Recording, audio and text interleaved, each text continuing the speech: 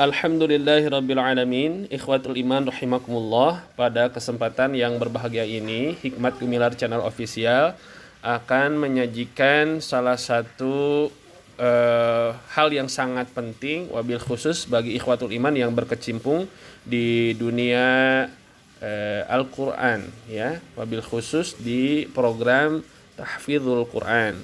Nah, di sini kami menyajikan salah satu modul yang disampaikan oleh guru kami, yakni Syekh Muhammad Al-Farabi bin Asmar LC MAG, salah seorang syekh yang mewariskan 14 bacaan Al-Quran yang bersambung ke Rasulullah SAW, dan di antara sanadnya yang tertinggi adalah beliau terpaut antara beliau dengan Rasulullah sebanyak 28 generasi.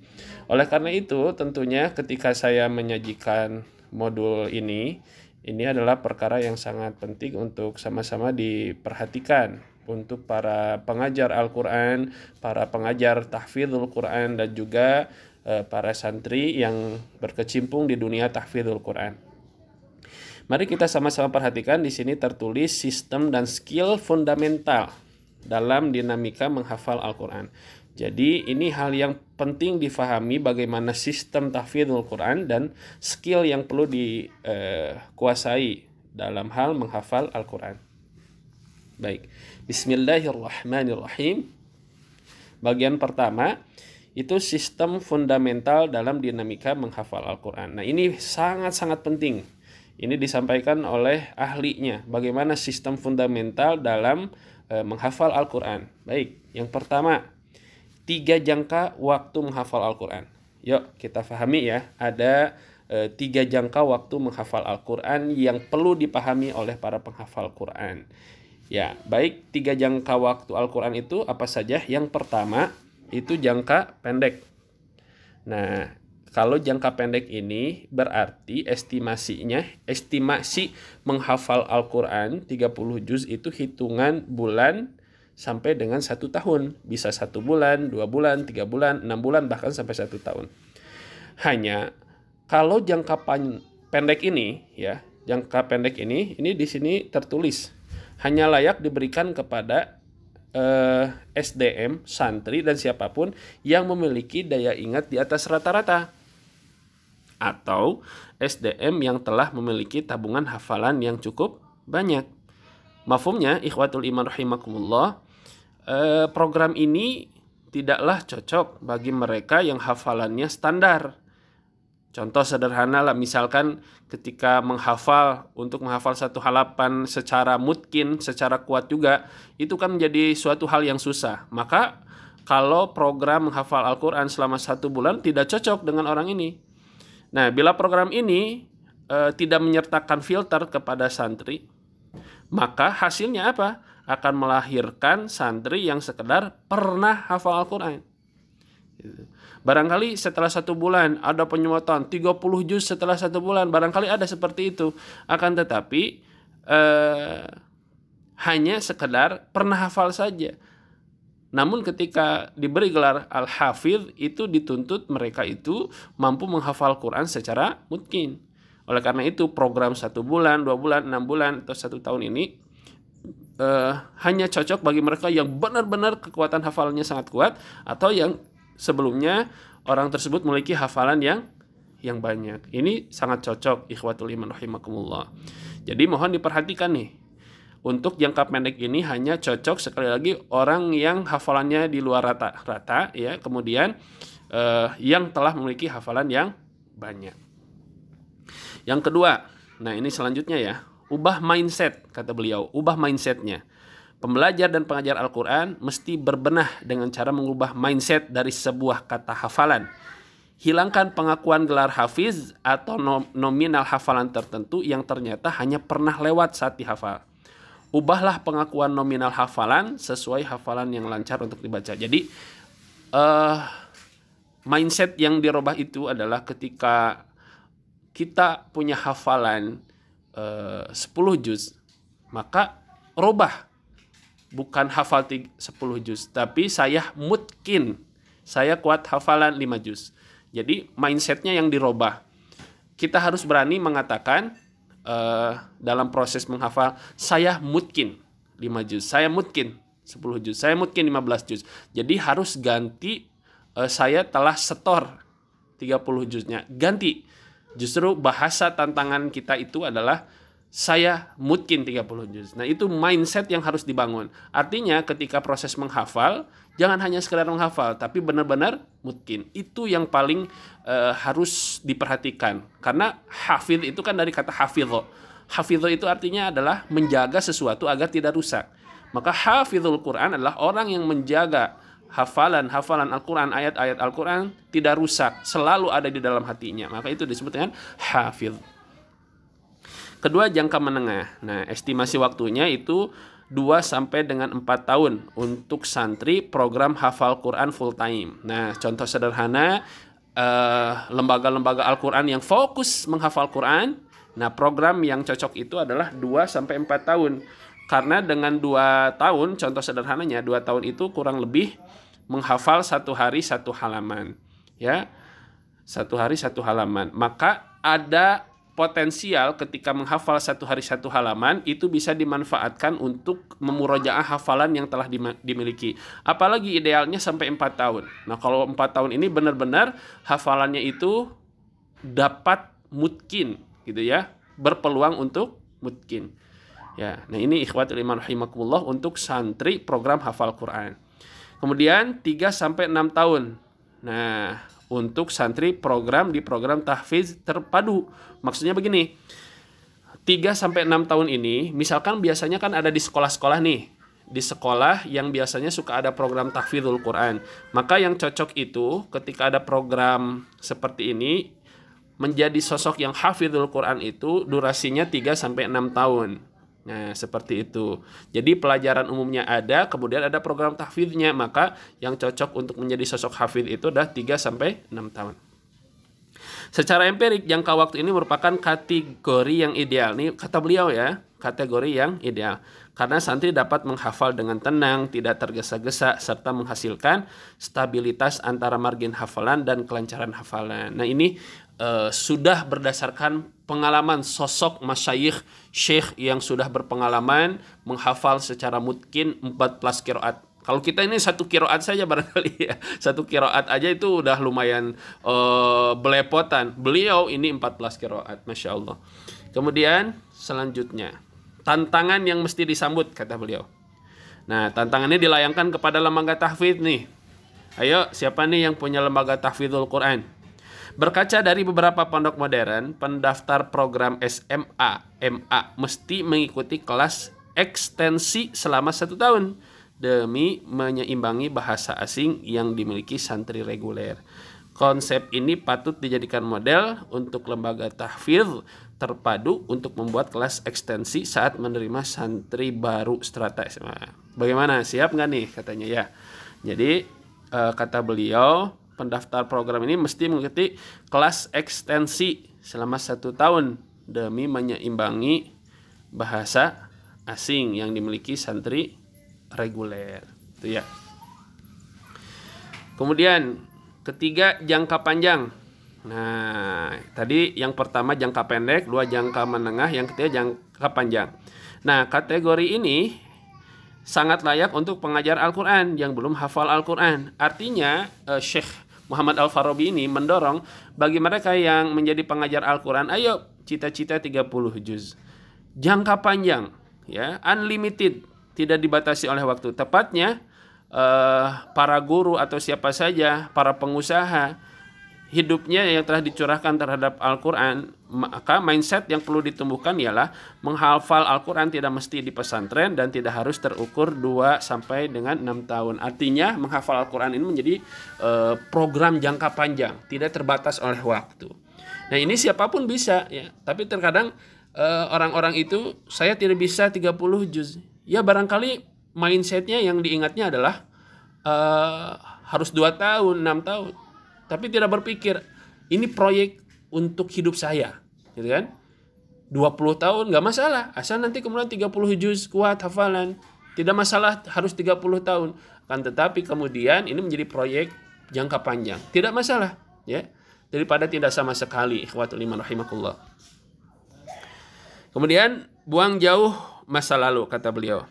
Tidak sedikit pengajar Al-Quran yang berlatar belakang non pesantren, non kuliah, atau bahkan rumpun agama Islam, tidak menghafal Quran, dan kemudian pengajar terkait dapat ditoleransi dan dibenarkan pembenarnya tidak hafal Quran dengan mengaitkan track record masa lalunya.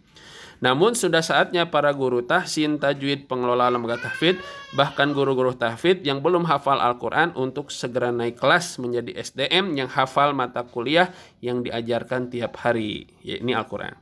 Tinggalkan track record masa lalu, tatap progres baru, sing-singkan lengan baju, yakinlah bahwa hafalan Al-Quran 30 juz dapat ditaklukkan. Nah ini motivasi dari beliau ketika ada guru tajwid, ada guru tafsir, ada guru tahfidzul Quran yang belum hafidz, ayo jadikan target untuk bisa menghafal Al-Quran 30 juz. Buang masa lalu, jangan buang mindset bahwa yang harus 30 juz itu lulusan pesantren. Enggak, bahkan saya pribadi juga banyak membina anak-anak yang lulusan SMA tapi mereka sekarang sukses dalam proses menghafal Al-Quran.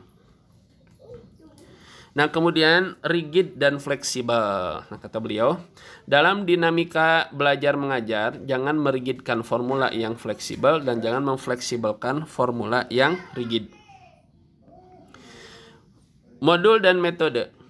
Bila dalam suatu lembaga tidak ada SDM yang ahli di bidang tajwid serta segala aspek yang berkaitan dengan tilawah atau tahfidz Quran, sebaiknya yang bersangkutan menginduk kepada suatu metode, lembaga atau figur yang telah teruji integritasnya. Jadi nasihat beliau, sebaiknya kalau kemudian di pesantren tersebut tidak ada sosok, ya, tidak ada sosok yang ahli di dalam tajwid, ya, tahsin Al-Quran dan juga tahfidzul Quran, maka sebaiknya ia menginduk ke suatu metode, ya. Kenapa? Ini merupakan sikap yang patut ditanamkan, ya. Jadi sekali lagi kepada para lembaga tahfidzul Quran, tahsin Al-Quran, bagi mereka yang tidak memiliki sosok yang ahli di bidang itu, lebih baik menisbatkan lembaganya itu ke suatu metode tertentu atau kepada sosok yang dipandang ahli di dalam hal tersebut. Nah, kemudian karena bisa jadi sang penulis metode memang merasa belum layak, namun karena tuntutan lembaga terkait agar independen, akhirnya ditulisnya sebuah metode dengan harapan munculnya seorang pakar di kemudian hari yang akan merevisi metode tersebut. Jadi ada harapan-harapan ketika membuat sebuah metode itu nanti kelak muncul sosok yang memang ahli. Jadi metode ini bukan suatu yang baku, ya, suatu yang baku. Akan tetapi metode ini adalah hal untuk mempermudah supaya membaca Al-Quran sesuai dengan bacaan Rasulullah SAW. Kemudian modul dan metode ini masih berkaitan dengan modul dan metode, bahwa nawacita para founding father sangatlah mulia. Jadi tujuan adanya metode ini adalah untuk mempermudah untuk menguasai tahsin Al-Quran. Akan tetapi realitanya metode ini terkadang itu ada kesenjangan materi yang terpatri di metode terkait, ikhwati iman. Artinya maksudnya gini, ada suatu metode, ya, ada suatu metode, akan tetapi metode yang ada itu tidak ada celah, ada ruang di mana pemahaman tentang tahsin itu tidaklah sempurna. Nah, akan tetapi yang harus kita yakini bahwa para pembuat metode tujuannya adalah untuk mempermudah. Tapi mafhumnya kalau kita fahami dari perkataan beliau ini, jangan pernah menetapkan sebuah metode bahwa metode itu adalah sesuatu yang sempurna. Yang perlu kita fahami adalah kita harus membaca bacaan kita itu sesuai dengan bacaan Rasulullah SAW. Oleh karena itu, keberadaan metode ini untuk mempermudah dan jangan menutup ruang untuk melengkapi kekurangan-kekurangan yang ada di metode itu. Nah, kemudian beliau juga di paragraf berikutnya, sebelum menulis metode yang wajib digunakan para santri, pastikan penulis memahami secara komprehensif. Jadi penulis metode itu pastikan dia adalah orang yang ahli, ya, ahli di dalam yang berhubungan mobil khusus di tajwid Al-Quran. Nah ini termarginalkannya tajwid. Jadi tajwid itu kerap termarginalkan di lembaga pesantren tahfidzul Quran. Ya rata-rata lembaga Al-Quran tuh yang penting hafal banyak. Oh anak saya hafal 5 juz, anak saya hafal 10 juz. Nggak masalah kemudian tajwidnya itu jauh dari harapan. Padahal kalau kita fahami bahwa yang wajib itu sejatinya adalah tahsin Al-Quran. Di dalam ayat Al-Quran disampaikan Allah Subhanahu wa taala berfirman, "A'udzu billahi minasyaitonir rajim, au zid 'alaihi warattilil Qur'ana tartila." Ya, bahwa membaca Al-Quran itu harus benar-benar tartil. Bahkan Imam Al-Jazari di dalam baitnya mengatakan, "Man lam yujawwidil Quran fahuwa athim." Barang siapa yang tidak mentajwidkan Al-Quran, tidak memperbagus bacaan Al-Quran, maka dia itu berdosa. Ya, jadi jangan sampai kemudian program tahfidzul Quran ini tidak memperhatikan tajwid. Ya, maka hal yang pertama yang harus diperhatikan itu santri harus dibekali tajwid yang mumpuni, ya, tajwid yang benar-benar bisa menunjang untuk menghafal Al-Quran. Ini harus diperhatikan oleh yayasan, oleh para guru. Jangan untuk apa? Ya, niatkan lurus. Untuk apa? Untuk banyak hafal Al-Quran. Padahal tuntutan yang dilaksanakan oleh kita taqarrub kepada Al-Quran itu adalah melaksanakan kewajiban Allah. Dan kewajiban yang paling utama itu adalah di antaranya tahsin Al-Quran. Yang ideal adalah tahsin Al-Quran bagus dan kemudian tahfidnya juga bagus. Nah, wisuda. Bila momen wisuda tiba, kata beliau, bijaklah dalam memberi apresiasi dan penghargaan. Bila sang wisudawan baru rampung setor hafalan tanpa diiringi kelancaran 30 juz, berilah ia predikat sesuai haknya. Selesai setor hafalan 30 juz. Nah gitu ya, selesai setor. Bedakan dengan wisudawan yang memang telah lancar hafal 30 juz. Ya, jadi wisuda. Nanti di acara wisuda itu misalkan ada acara wisuda 5 juz, ya 5 juz. Maka ada yang telah setor, ada yang hafidh 5 juz. Nah itu harus bijak juga para lembaga, jangan sampai santri-santrinya diberi gelar hafal 5 juz padahal ternyata yang mungkinnya hanya 1 juz gitu ya. Itu hati-hati. Baik, ikhwatul iman rahimakumullah, itu saja dulu ya untuk bagian pertama yang perlu kita perhatikan.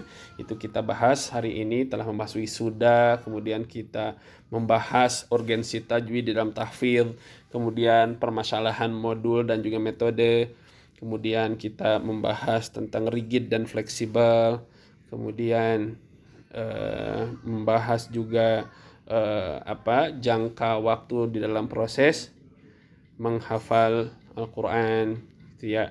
Kemudian ada hal yang perlu diperhatikan lagi. Kami ucapkan jazakumullah khairan katsiran kepada ikhwatul iman yang telah menyaksikan video ini, dan mohon doanya untuk pengarang, lebih khusus kepada guru kami yakni Syekhuna Muhammad Al-Farabi bin Asmar LC MAG. Semoga mudah-mudahan beliau diberi istiqomahkan di dalam membumikan Al-Quran sampai akhir hayatnya, dan juga diberikan keberkahan untuk keluarga dan juga ilmunya. Mohon juga ikhwat iman selalu mendukung program kami, dan mohon doanya supaya kami bisa beristiqomah di dalam program membumikan Al-Quran. Mohon maaf atas segala kekurangan. Al-haqqu mir rabbika fala takunanna minal mumtarin. Wassalamualaikum warahmatullahi wabarakatuh.